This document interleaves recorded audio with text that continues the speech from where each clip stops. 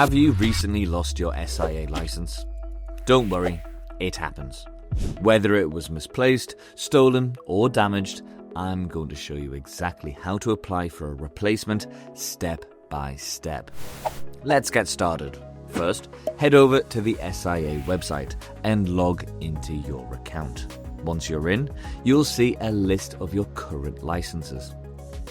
In my case, I've lost my door supervisor license. But the process is the same no matter which license you need to replace.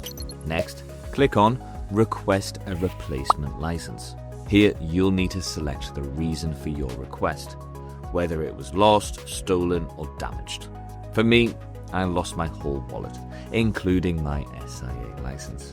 If your license was stolen, you can enter a crime reference number here. But this is optional. Before submitting your request, you'll need to confirm your address.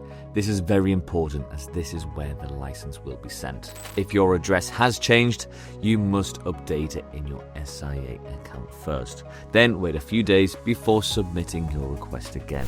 If your license has expired, remember, you'll need to complete a refresher course before you can apply for a new one. Once everything is filled in, click Request a Replacement Card and you're done. If you're happy with your address, click Yes and you're done. You'll receive an email confirmation from the SIA letting you know your request has been received. Now, here's what to expect.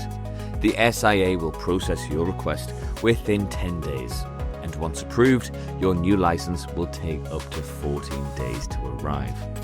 And that's pretty much it. If you follow these steps, you'll have your replacement license in no time.